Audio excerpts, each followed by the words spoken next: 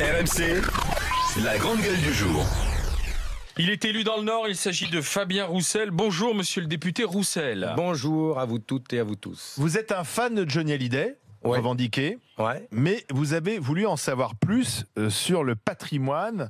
Il y a d'ailleurs en ce moment même une polémique autour de l'héritage de ce patrimoine, sur le patrimoine de Johnny Hallyday, et notamment sur ce qui est géré par Mamie Rock, celle qu'on a baptisée Mamie Rock, à savoir la grand-mère de Laetitia Hallyday. Pourquoi ?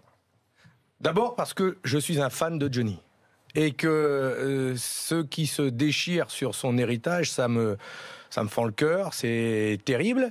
Et en lisant ce qui s'écrivait dessus, je me suis dit, j'ai vu qu'il y avait une partie de son patrimoine qui pouvait être localisée dans des paradis fiscaux, des zones offshore. Je me suis dit, c'est pas possible que Johnny Hallyday il ait pu faire des trucs comme ça. Lui, c'était la Harley, le rock et les concerts, et c'est tout. Donc, qu'est-ce qui s'est passé ? Qui a mis la main sur le Grisby, quoi ? Et du coup, j'ai gratté. Et comme j'ai présenté un texte de loi sur les paradis fiscaux et que je suis allé à Genève rencontrer l'ONU, puis faire quelques auditions là-bas, je me suis dit, tiens, je vais aller voir l'entreprise Posadas et Vecino, qui serait une entreprise suisse qui hébergerait l'entreprise Artistes et Promotion de Johnny Hallyday.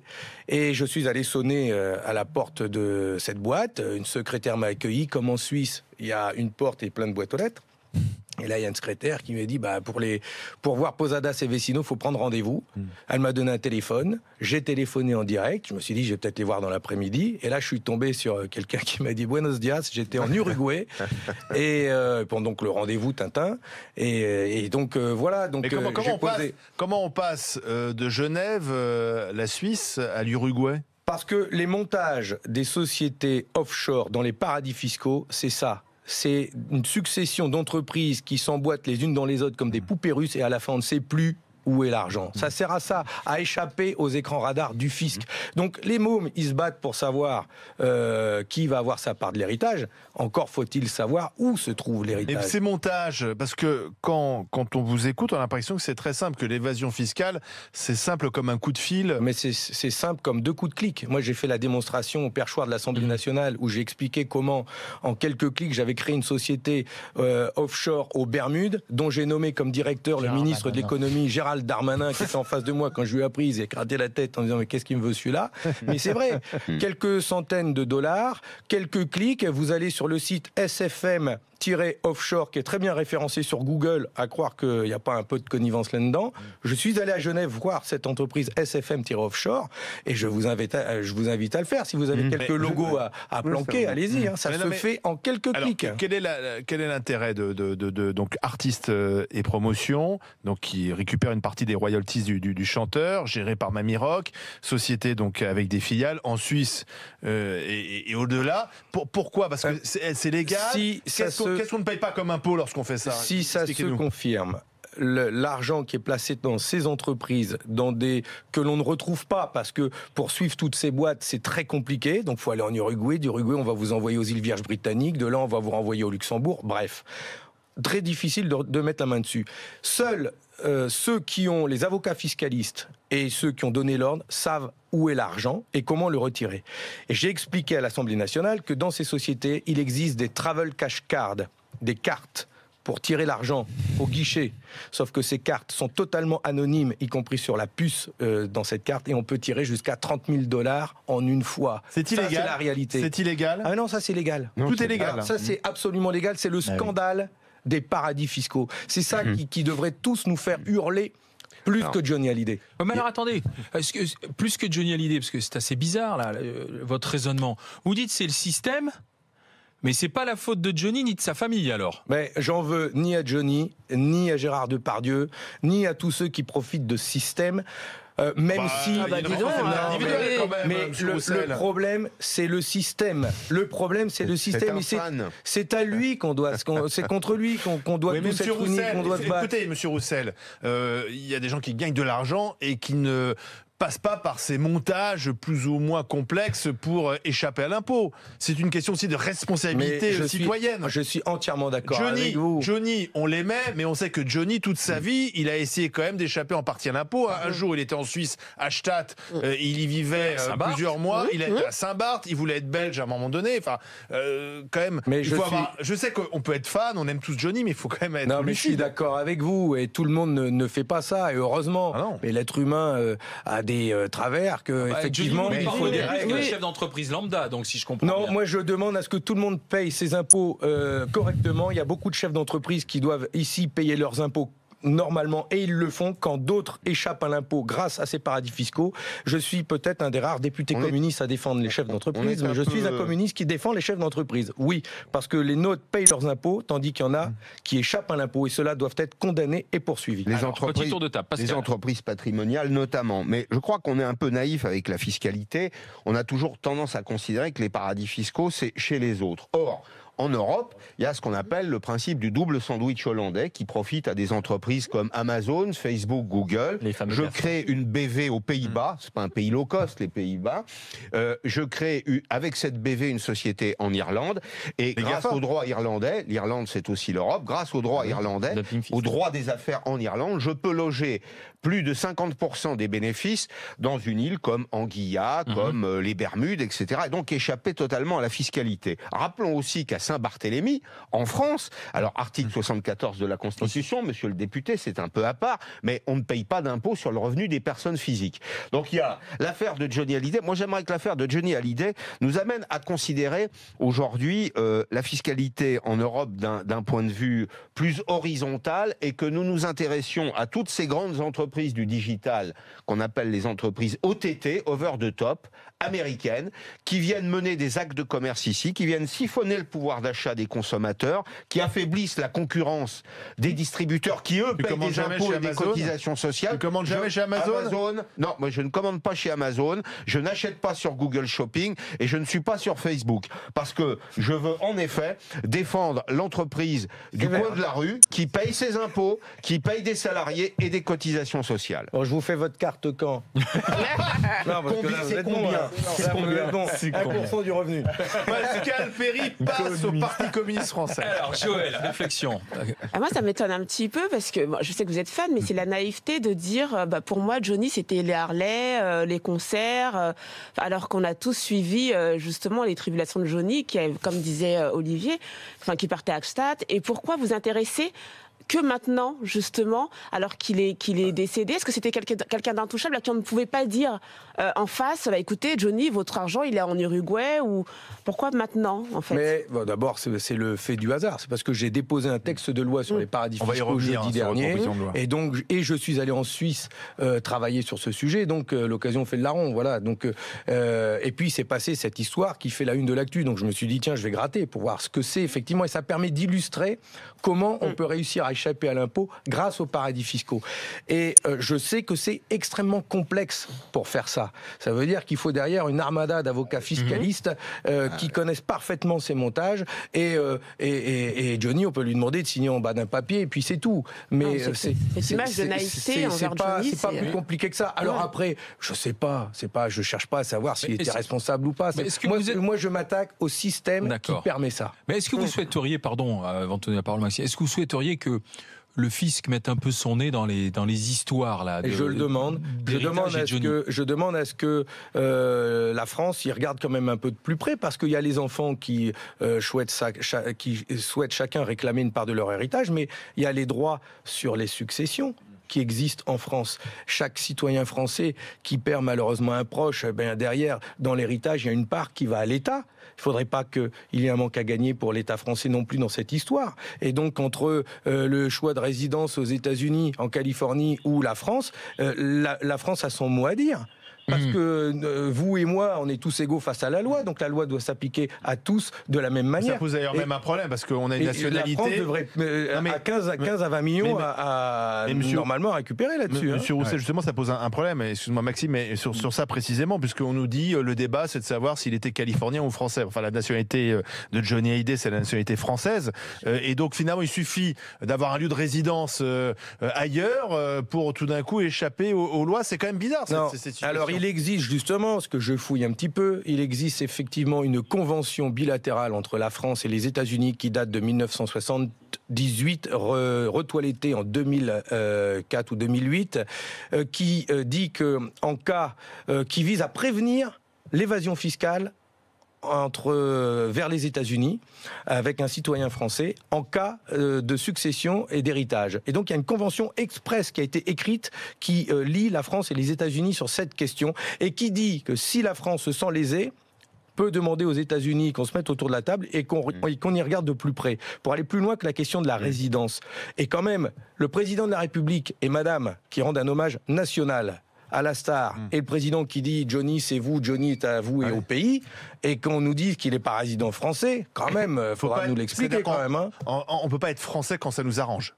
Ah ben non, et surtout quand derrière... Parce que, par exemple, Johnny est venu en France se faire soigner. Mais surtout quand derrière, c'est pour s'esquiver à des droits auxquels nous, on doit payer. Enfin, nous, on n'esquive pas l'impôt, nous. Bien sûr. Nous, on va nous les demander de les payer rubis sur ongle. Monsieur le député Roussel demande à ce que le fisc regarde un peu de plus près ce qui se passe dans cette succession. J'ai bien entendu l'égalité des citoyens. Ouais. Oui. En parlant justement d'égalité des citoyens, est-ce qu'une des solutions pour tenter, du moins, ou arranger l'évasion, la fraude fiscale, n'est pas de donner une sorte d'un petit coup de polish sur ce qu'on appelle le verrou de Bercy, qui pose problème depuis coup de polish, mais il faut le faire péter le verrou de Bercy. Le verrou de Bercy, c'est en fait un mécanisme qui permet uniquement à Bercy de décider d'engager des poursuites contre quelqu'un qui serait coupable d'évasion fiscale. Le verrou de Bercy, c'est Jérôme Cahuzac, ministre de Bercy, qui est coupable de fraude fiscale. Il était le seul à pouvoir se mettre en justice. C'est ça. Mais vous voyez, c'est pas crédible. Quoi. À chaque fois qu'on a tenté, il n'y a pas un coup de polish, il faut le faire péter le verrou de Bercy. C'est scandaleux. Mais c'est déverrouiller le verrou de Bercy. C'est ce que je voulais vous entendre dire. Mais justement, il me semble qu'il y a des députés de La République En Marche qui tentent, mais ils font que des missions. Nous avions déposé un amendement pour faire sauter le verrou de Bercy. Et de la droite à la gauche, en passant par les communistes, nous avions fait une conférence de presse commune pour dire le verrou de Bercy, il faut le faire sauter. Et la majorité absolue En Marche a voté comme un seul homme pour le maintenir. On a obtenu qu'il y ait une commission qui se mette en place, qui doit rendre ses conclusions à laquelle je participe dans les semaines qui viennent. J'espère que la majorité décidera de le faire péter, le verrou de Bercy. Fabien Roussel, député communiste du Nord, reste avec nous. On vous a fait grande gueule du jour parce que vous avez eu cette phrase, vous avez remarqué, j'ai cherché l'argent de Johnny, je suis tombé en Uruguay. Et si Johnny est au paradis, son argent aussi. Ouais. C'est ce que vous avez dit. Donc vous êtes venu nous parler de paradis fiscaux, votre trouble vis-à-vis justement de l'argent de Johnny Hallyday. Vous restez avec les grandes gueules, bien sûr.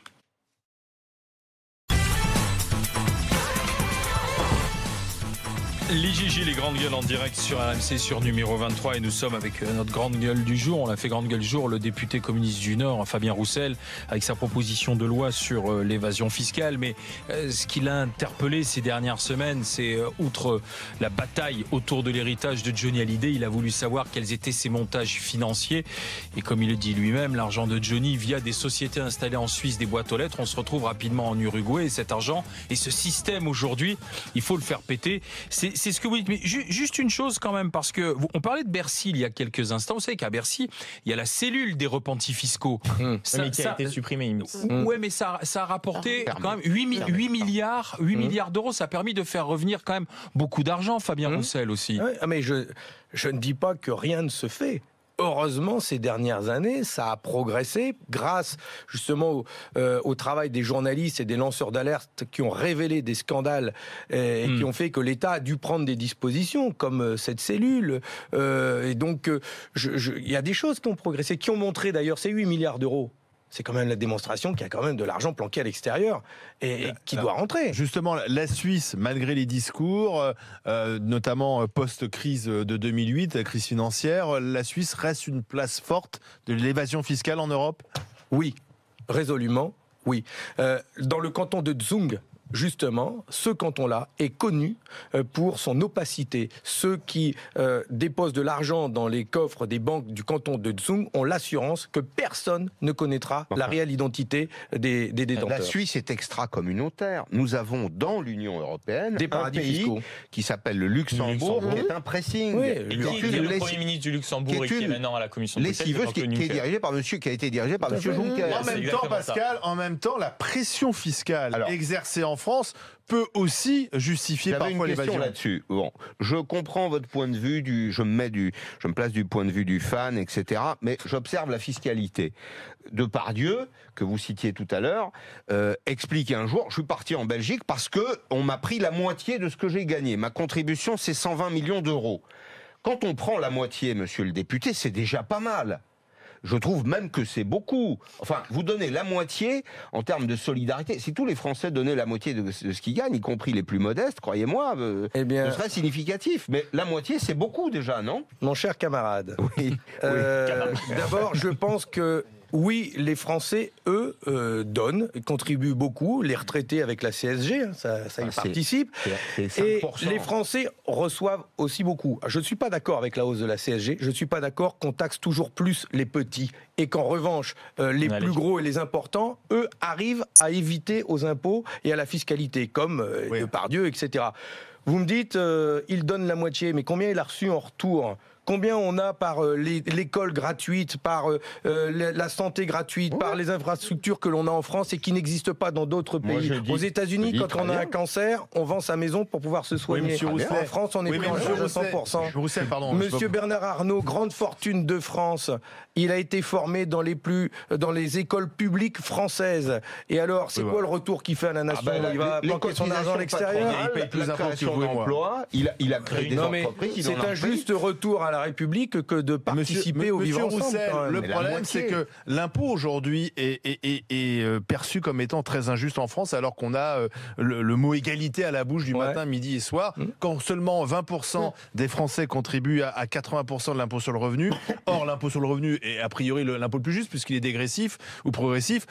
Il y a quand même quelque chose qui ne va pas dans ce pays. Justement, les paradis fiscaux, c'est un vrai problème, parce que ça remet en cause le consentement à l'impôt. Exactement. Parce que ça permet de dire... Mais le matraquage fiscal aussi, parfois. Certains échappent à l'impôt, pourquoi moi je le paierai ? Et du coup, faites sauter les impôts, on paye trop d'impôts. Résultat des courses, comment on finance ? C'est vrai qu'en France, on paye beaucoup d'impôts, on est quasiment les champions du monde. Les ouvriers, les retraités, les salariés... Cotisation sociale. Les impôts, l'impôt sur le revenu en France est égal, et il est comparable à celui qu'on paye aux États-unis.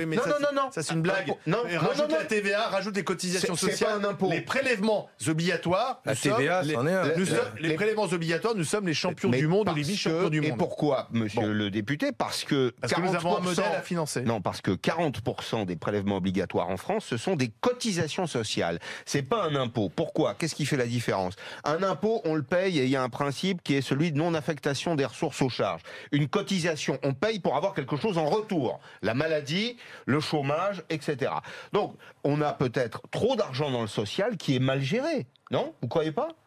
Oui, pas dire mal géré. Oui, peut-être mal géré. Mais je vais vous citer Henri Morgenthau, ministre des Finances de Roosevelt, qui avait dit « L'impôt est le seul moyen pour nous de vivre dans un monde civilisé. Il ne faut pas oublier que le vivre ensemble est possible dans un pays, dans des démocraties, dans des républiques, si chacun contribue et si chacun reçoit en retour de la même manière. Et si chacun contribue proportionnellement à ses ressources. » Question de Joël Lagosséry. Tout à l'heure, vous avez parlé des avocats fiscalistes, donc il fallait une armada d'avocats fiscalistes pour pouvoir échapper à l'impôt.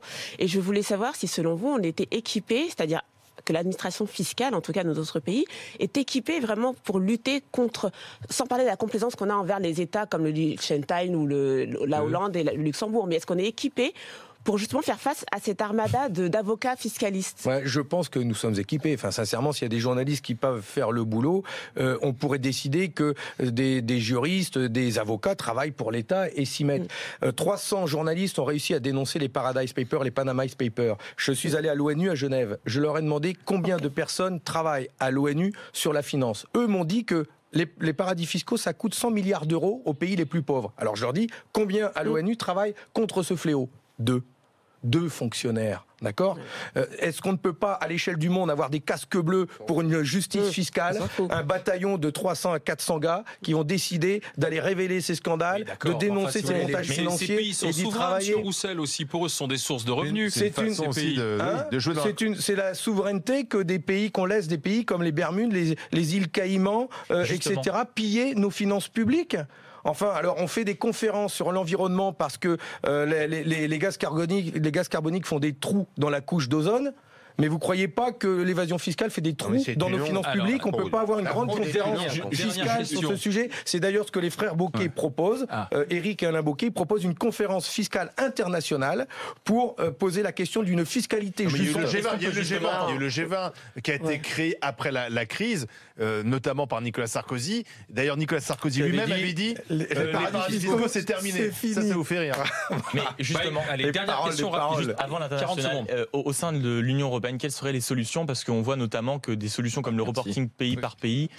Eh bien, donc, pour répondre en 10 secondes, pour construire une Europe qui fonctionne, et je suis pour une Europe qui fonctionne, il faut une harmonisation fiscale, il faut qu'on travaille ensemble vers une harmonisation fiscale, et pour cela, on ne doit pas accepter que des pays pratiquent une fiscalité qui soit entre 0 et 5%. Merci Fabien Roussel, monsieur le député communiste. Merci d'être passé par les GG. Dans un instant, le match.